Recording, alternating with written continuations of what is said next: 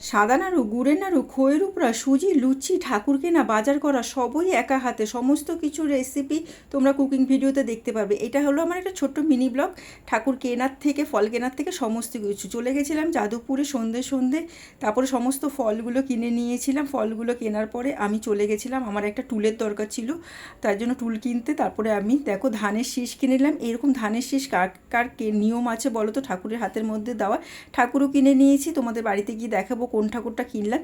কদম ফুল দিতে হয় আজকে আমাদের। তোমাদের কাদের কদম ফুল দিতে হয় লক্ষ্মী পুজোর দিন, আর কাদের দিতে হয় দশমী দিন বলো তো? আমার বাপের বাড়িতে কিন্তু দশমীতে, আমাদের শ্বশুর বাড়িতে কিন্তু লক্ষ্মী পুজোর দিনকেই দিতে হয়। তো দেখো টুলটাও কিনে নিয়ে এসেছি, কাপড়গুলো কিনে নিয়ে এসেছি ঠাকুরের আসনে পাতবো বলে। আর এই ঠাকুরটা নিয়ে এসেছি, তোমাদের কেমন লাগলো বলো তো?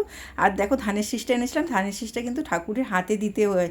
আর নানা রকমভাবে আমাদের নিয়ম, অনেক ধরনের নিয়ম আছে। দেখো আমি আলপনাটাও এঁকে নিলাম। তোমাদের আলপনাটা কার কার ভালো লাগছে বলো তো? নিজের হাতে সমস্ত কাজ করেছি তো আর ভালো লাগছে না, যেমন তেমন করেই একটুখানি করে নিলাম আলপনা। তো ভালো লাগলে একটু লাইক কমেন্ট সাবস্ক্রাইব করো, আর ভালো না লাগলেও সেটাও বলতে পারো। দেখো পাগুলো এঁকে নিয়েছি যেমন তেমন করে, আর পাচ্ছি না, সারা দিনে কোমর ব্যথা। আমার বাড়িতে টয়লেট বানানো হচ্ছে, সেই টয়লেটের গল্প তো পরে তোমাদের সাথে শেয়ার করবই। আর এখন আমি লক্ষ্মী পুজোরটাই শেয়ার করলাম। তারপর সমস্ত কিছু হওয়ার পরে আমি সমস্ত কিছু গুছিয়ে দিয়েছি। এরকম দুটো হাঁড়িতে আমাদের খইয়ের উপরাও দিতে হয় কিন্তু। আর এই কুলোটা সাজাতে হয় সোনা দিয়ে, টাকা দিয়ে, হলুদ দিয়ে, আর দিতে হয় তোমার পয়সা আর পঞ্চশস্য, সমস্ত কিছু দিয়ে সমস্ত সাজিয়ে, পানের ডালা সাজিয়ে, লুচি, সুজি সমস্ত সাজিয়ে দিয়েছি। ঠাকুরমশাইও এসে গেছে, পুজোও হয়ে গেল। আর পুজোটা কেমন লাগলো তোমাদের কাছে, আমার বাজারটাও কেমন লাগলো, আর রান্নাগুলো অবশ্যই দেখো।